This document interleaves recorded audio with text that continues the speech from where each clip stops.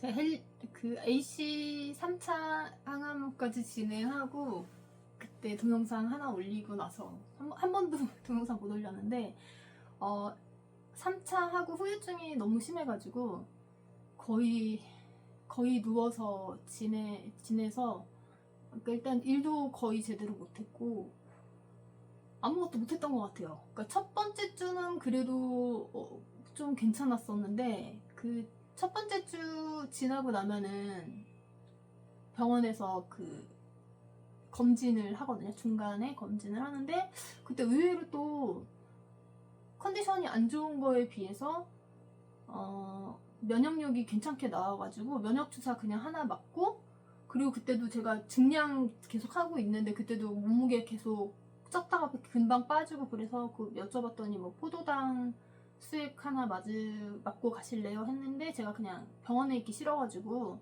안 맞고 그냥 왔거든요. 근데 그거를 맞았으면 하는 그런 후회를 엄청 많이 해요. 그때 맞았으면 그래도 좀 이렇게까지 심하지 않았을 것 같은 느낌이 있는데, 하여튼 그때 그러고 와서 그 다음에 제가 추가로 그 3차 하고 그 다음부터 헬릭소라고 자가 투약하는 항암제를 맞고 있었어요.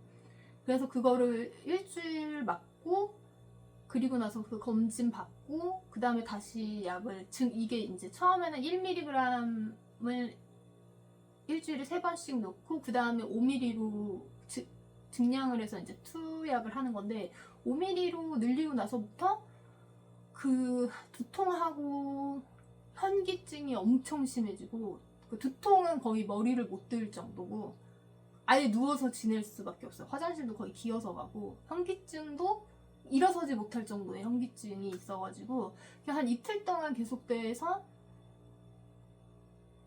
이제 병원에 연락드리고 당분간 이제 투약을 하지 말아라 해가지고 투약을 끊고 나서 이제 좀 괜찮아졌어요. 몸살이 한 하루 이틀 정도 이제 아무런 증상이 없이 해서 아주 병원에 가기 전까지는 이렇게 해서 좀 편안하게 지낼 수 있겠다 생각했는데 갑자기 방광염이 엄청 세게 와가지고, 방광염은 저는 2차 투약했을 때부터 있었거든요.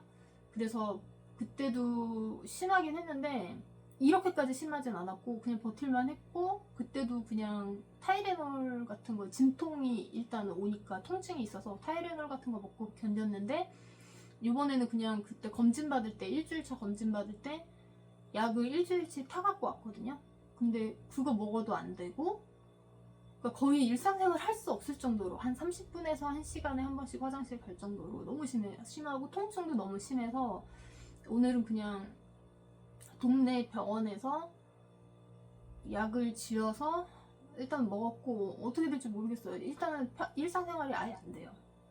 아파서도 안 되고 방광염 때문에도 안 되고, 그러니까 3차 하고 나오는, 그러니까 3차 하고 계속 반복되는 후유증이, 저는 그 두통이랑 몸살이랑 현기증이랑 그 다음에 그거 방광염, 그 4가지가 계속 이제 돌아가면서 계속 있으니까 일상생활이 계속 불가능하고 거의 누워서 지냈던 것 같아요. 누워서 거의 밥만 먹고, 밥은 안 먹으면은 살 수가 없잖아요. 어떻게 될지 모르니까 밥 챙겨 먹고, 그것도 거의 이제 뭐 과일 같은 것도 엄마가 거의 다 해가지고 이제 입안에 들어갈 수 있게만 해서 주시면은 그거 누워서 먹고 막 이랬었거든요. 그렇게 했는데 다른 후유증 그 밖에 이제 여기 보면은 뭐 항암 후유증하고 뭐 부작용 이렇게 나와 있잖아요. 근데 이런 거는 저는 거의 다 이제 웬만한 거, 오심, 구토, 소화불량 이런 거는 약간 있었지만 거의 없었어요. 왜냐면 집에서 해주시는 음식만 먹었기 때문에 입맛에 맞는 거 그냥 영양소만 맞춰서 먹어서 그거는 극복했고, 그 다음에 항암하고 변비가, 제가 항상 일주일씩 화장실을 못 갔었거든요. 그 항암제가 독해서 아마 그 장에 있는 유익균을 죽여서 그런지 일주일 동안 화장실을 항상 못 가가지고 항상 치혈이 나왔었어요. 그래서 그것도 되게 고민이었었는데, 혹시나 해서 그 원래는 그 직구로 하면 유산균이 엄청 많은 그 알약 그거를 제가 먹을까 했는데 그거는 약간 먹으면은 그 장이 엄청 자극이 돼가지고 약간 토할 것 같고 그래서 차라리 그냥 그걸 먹었거든요. 그 어렸을 때 먹는 조그만한 야쿠르트 있잖아요. 한국 야쿠르트에서 파는 거. 그거를 엄마한테 사다 달라고 해가지고 그거를 하루에 한 병, 두 병씩 먹었는데 변비가 말끔히 해결이 되더라고요.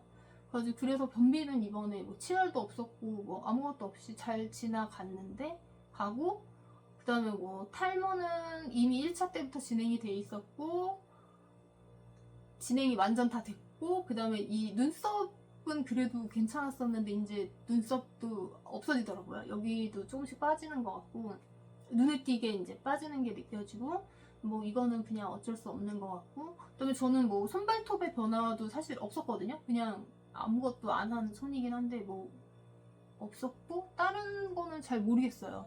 다른 부작용은 모르겠어요.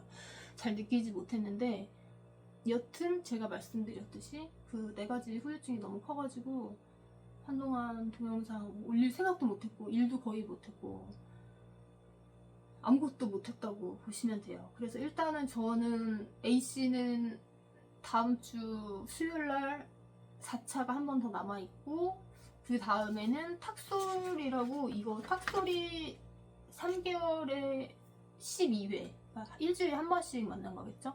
그거 지금 남아있는데 탁솔은 그나마 뭐 다른 데 글 찾아보면은 A씨보다는 후유증이 더 덜하고 그 다음에 몸이 덜 힘들다 부작용이 덜하다는 말씀들이 많아가지고 걱정은 안 하고 있는데 일단 A씨 4차까지는 열심히 노력을 해야 될 것 같아요. 극복하려고. 여튼 A씨 3차는 진짜